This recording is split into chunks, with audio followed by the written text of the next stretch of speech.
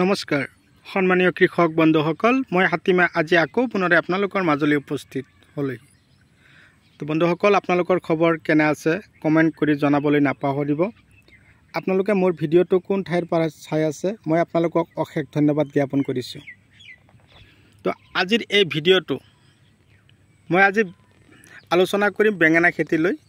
আজিৰ এই ভিডিঅ'টো অন্ততঃ আৰম্ভণিৰ পৰা শেষলৈকে নিশ্চয় চাব।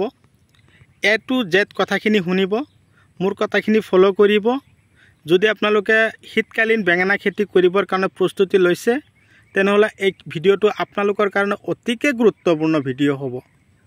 আজিৰ এই ভিডিঅ'টোৰ মাজত বেঙেনা খেতিৰ বিষয়ে মই কেইটামান ট্ৰফি আপোনালোকৰ আগত দাঙি ধৰিছোঁ।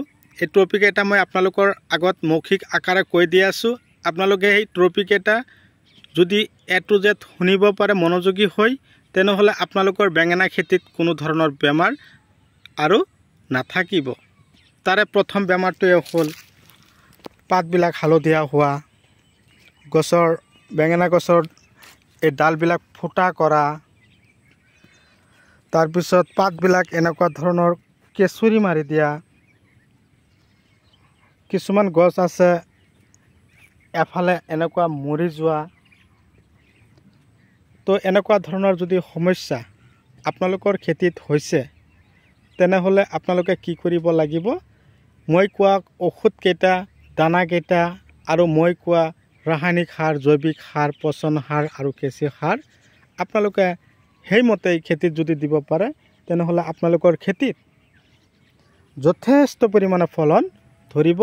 গছ মৰিও নাযাব, গছত কোনো ধৰণৰ হালধীয়া বেমাৰো নাথাকিব, গছৰ কোনো এটা বেমাৰে আক্ৰমণ কৰিব নোৱাৰিব। কথা হ'ল বন্ধুসকল, আপোনালোকে যদি মোৰ চেনেলৰ নতুন ভিউৱাৰ্ছ হিচাপে আছে তেনেহলে মোৰ চেনেলটো ছাবস্ক্ৰাইব কৰি দিব। কাষত থকা বেল ঘণ্টিটো লাহেকৈ বজাই দিব, যাতে এনেকুৱা ধৰণৰ উন্নত জৈৱিক, ৰাসায়নিক আৰু বৈজ্ঞানিক পদ্ধতিৰে কৰাৰ খেতিৰ ভিডিঅ' অলৰেডি আপোনালোকে পাই থাকে। তো দেৰি নকৰোঁ, আৰম্ভ কৰা যাক। প্ৰথমতে আলোচনা কৰিম বেঙেনা গছবিলাক যে আপোনালোকে খেতিত ৰুব তাৰ আগতে কিন্তু আপোনালোকে বেঙেনা খেতি কৰিবৰ কাৰণে গোবৰ সাৰটো অকণমান বেছিকৈ ঘটাব। তো খেতিত আপোনালোকে দেখাই পাইছে গোবৰ বহুত কেইটা ঠাইতে গোবৰ সাৰত জমা কৰি থোৱা হৈছে।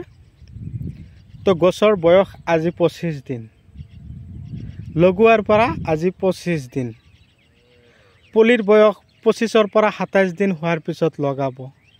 তো টোটেলি গৈ কিন্তু 50 দিন হৈ গ'ল। গছত কিন্তু ফুল আহিবৰ কাৰণে প্ৰস্তুতি লৈছে বা ফুল আহিছে, ফলন লাগিব দুটা এটাকে।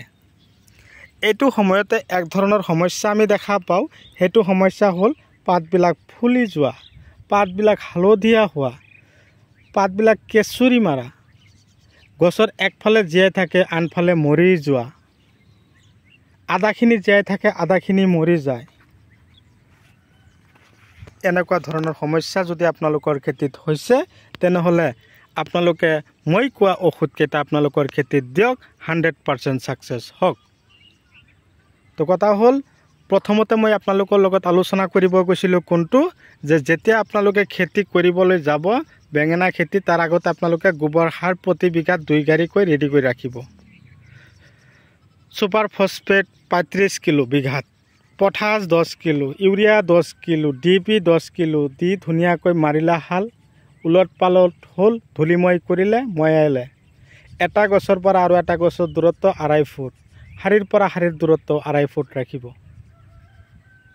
তাৰ কাৰণ আপোনালোকে কিন্তু বৰ্ষাকালত ৰুইছে, শীতকালত বিকিব। বৰ্ষাকালত ঘাঁহ বননি বেছি হয়, খেতিত যাতে কোনো ধৰণৰ ঘাঁহ হ'ব নোৱাৰে আগতীয়াকৈ সতৰ্কতা অৱলম্বন কৰিব। ঘাঁহ খেতিত বেছি হ'লে কিন্তু খেতিত পোকৰ আক্ৰমণটো দিনক দিনে বৃদ্ধি পায়, আৰু পোকৰ আক্ৰমণ বাঢ়ি যোৱাৰ লগে লগে গছৰ যিবিলাক ফলন ধৰিব সেই ফলনবিলাকো পোকে কিন্তু মুখৰ যিটো জিভা আছে জিভাইদি চেলেকি থাকিব, পাতবিলাক ফুলাই দিব, ফলনবিলাক ফুটা কৰিব, ডালবিলাক ফুটা কৰি দিয়ে। তো দেৰি নকৰি মই কথাখিনি কৈ আছোঁ, শুনক। প্ৰথমতে আপোনালোকে কি কৰিব, উৰণীয়া পোকৰ কাৰণে ৰিলিক স্প্ৰে কৰিব, যিটো ৰিলিকে কি কাম কৰিব কেৱল ঔষধকেইটাৰ নাম মই প্ৰতিটো ভিডিঅ'তে কৈ থাকোঁ। আপোনালোকে বহুতে মোক কমেণ্ট কৰে যে ৰিলিক যে দাদা ক'লে ৰিলিকৰ কাম কি। ৰিলিক এইটো হ'ল বগা মাছিৰ কাৰণে। এই বগা মাখিয়ে কি কৰে, গছৰ পাতত বহে, বেঙেনা গছে হওক, জলকীয়া গছে হওক, যিকোনো গছৰ পাতত বহি এই পাতবিলাক চেলেকি থাকে আৰু পাতবিলাক কি হৈ যায়, হালধীয়া হৈ যায়, ফুলি যায়। তাৰ কাৰণে ৰিলিক দিব। আৰু যদি আপোনালোকৰ গছৰ ডালবিলাক ফুটা কৰি আছে, চেমোডিছ দিব পাৰিব। গ্ৰেচিয়া এটা ঔষধ আছে, সেইটো স্প্ৰে কৰিব পাৰিব। আৰু এক ধৰণৰ মকৰা থাকে। মকৰা কিন্তু আচলতে আমি তিনি ধৰণৰ দেখা পাওঁ। এটা হ'ল বগা আকৃতিৰ, এটা সেউজীয়া আকৃতিৰ আৰু এটা হ'ল ৰঙা বা হালধীয়া আকৃতিৰ। এই মকৰাবিলাক যদি আপোনালোকৰ বেঙেনা খেতিৰ পৰা আপোনালোকে আঁতৰাব নোৱাৰে, তেনেহ'লে বেঙেনা খেতিৰ পৰা বেঙেনা আৰু আশা কৰি লাভ নাই। এইবিলাক পোক আঁতৰাবৰ কাৰণে কি কৰিব লাগিব, আপোনালোকে গ্ৰেচিয়াৰ লগতে আপোনালোকে বাদশা ৰিলিক ঔষধটো আপোনালোকে স্প্ৰে কৰিব। যদি এইটো সপ্তাহত আপোনালোকে গ্ৰেচিয়াৰ লগত ৰিলিক বা বাদশা দিছে, পিছৰ সপ্তাহত ইকা চেমোডিছ মিক্স আপ কৰিব।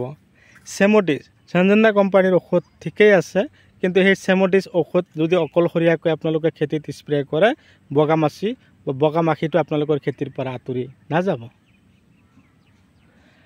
আৰু এটা কথা হ'ল, বেঙেনা খেতিৰ যতন আপোনালোকে একেৰাহে যদি 5 পৰা 6 মাহ বেঙেনা বিকিব বিচাৰিছে, তেনেহ'লে আগতীয়াকৈ খেতিত আমি কি কৰিব লাগিব, উন্নত ধৰণৰ খাদ্যৰ যোগান ধৰিব লাগিব। ইয়াত যে আৰু এটা কথা ক'লোঁ, 3 ধৰণৰ মকৰা আছে। এই 3 ধৰণৰ মকৰা কিন্তু আপোনালোকৰ খেতিত বহুত ঝামেলা কৰি আছে, বহুত ডিষ্টাৰ্ব কৰি আছে। এইবিলাক যদি আমি আঁতৰাবলৈ যাওঁ, তেনেহ'লে কিন্তু আমাৰ 2 ধৰণৰ ঔষধে কিন্তু কাম নিদিব। মাজে মাজে আপোনালোকে লুব্ৰিও স্প্ৰে কৰিব লাগিব। তাৰ মাজতে গ্ৰাচিয়া, তাৰ মাজতে চেমোডিছ। এটা সপ্তাহত গ্ৰাচিয়া, পিছৰ সপ্তাহত লুব্ৰিও, তাৰ পিছৰ সপ্তাহত চেমোডিছ, তাৰ পিছৰ সপ্তাহত ৰেঞ্জাৰ। ঔষধকেইটাৰ নাম মনত ৰাখিব বা টুকাই ৰাখিব। এনেকুৱা ধৰণৰ সমস্যাত যদি আমি জৰ্জৰিত হৈ আছোঁ, খেতি কৰিছোঁ ঠিকে, কিন্তু পোকে আমাক ডিষ্টাৰ্ব কৰি আছে, পোকৰ কাৰণে আমি খেতি বচাব পৰা নাই, তেনেহ'লে এই ভিডিঅ'টো চাওক। ভিডিঅ'টোত থকা যিকেইটা ঔষধৰ নাম কৈছোঁ মনত ৰাখক, টুকাই ৰাখক। আপোনালোকে সেইকেইটা ঔষধে খেতিত দিয়ক। পোক এইকেইটা ঔষধ যদি আপোনালোকে স্প্ৰে কৰে, পোক দমন হ'ব 100% বা ছাকচেছফুল হ'ব। এতিয়া আলোচনা কৰিম দানা। বেঙেনা গছবিলাক ঠিকেই আছে, গোবৰ সাৰ ঠিকেই দিছে। কেৱল আপোনালোকে ৰাসায়নিক সাৰ যদি আশা নকৰে, ৰাসায়নিক সাৰ নিদিয়াকৈ কিন্তু বেঙেনা খেতিৰ পৰা যথেষ্ট ফলন আপোনালোকে আশা কৰিব নোৱাৰিব। তাৰ কাৰণে আপোনালোকে কি কৰিব লাগিব, এই বেঙেনা খেতিৰ কাৰণে উন্নত দানাবিলাক হ'ল quality special gold, quality special soil, নেট্ৰোপালছ, ব্লেক পালছ, ব্লেকবেৰী, তাৰপিছত 98, হোমিপ্ৰ, বহুতকেইটা দানাৰ নাম কৈ দিছোঁ। আপোনালোকে এইকেইটা দানাৰ পৰা আপোনালোকে নিৰ্ধাৰিত কৰি ল'ব যে দানা খেতিত দিয়া আছে ফলনৰ কাৰণে, কিন্তু 75%ৰ এভভ ফলিক এচিড, তাৰপিছত ফলভিক এচিড, এনেকুৱা লিখা থকা দানাবিলাক আপোনালোকৰ খেতিত খটাব। আৰু এটা দানা আমাৰ মাজত জনপ্ৰিয়তা লাভ কৰিছে, সেইটো হ'ল স্পাৰ্কাৰ জিয়াৰ, সাগৰৰ তলিৰ পৰা আহৰণ কৰা সাগৰিকা। এইবিলাক দানা হ'ল বেঙেনা খেতিৰ বাবে বৰ উপযোগী। ভিডিঅ' চাই কেনে পালে কমেণ্ট কৰি জনাবলৈ নাপাহৰিব। যিমান পাৰে ভিডিঅ'টো মোৰ শ্বেয়াৰ কৰি দিয়ক না। আপোনালোকে খেতি কৰিছে ঠিকে আছে, আপোনালোকৰ দানা ঔষধৰ প্ৰয়োজন হৈছে, আপোনালোকে মোৰ নাম্বাৰটো চেনেলৰ পৰা সংগ্ৰহ কৰিব, ফোন মাৰিব, দিব পাৰিম। যিকোনো খেতিৰ বিধান লাগে দিব পাৰিম। কিন্তু মই আজি নহয়, আগৰ পৰাই কৈ আছোঁ, আপোনালোকে কি কৰিব লাগিব, খেতি কৰিবই লাগিব। খেতি কৰক, খেতিত যথেষ্ট লাভান্বিত হ'ব পাৰিব। কিন্তু কথা হ'ল, খেতি কৰি থৈ দিলে নহ'ব, আমি কষ্ট কৰিব লাগিব, চেষ্টা কৰিব লাগিব। চেষ্টাৰ অসাধ্য একোৱে নাই।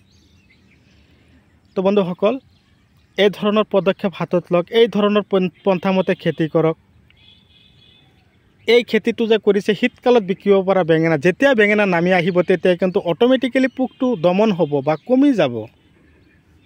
তেতিয়া বেঙেনা আমি বিকিও ভাল লাগিব, পোক নাথাকিব।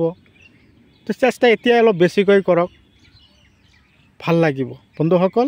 মই আৰু বিশেষ আলোচনা নকৰোঁ। মোটামুটি মোৰ ভিডিঅ' দিয়াৰ উদ্দেশ্য এটা, আমাৰ অসমীয়া মানুহখিনিয়ে যাতে খেতি বাতিৰ ওপৰত জড়িত হয় তাৰে কামনা লৈ আজিৰ ভিডিঅ' অন্ত পেলাইছোঁ। Bye bye.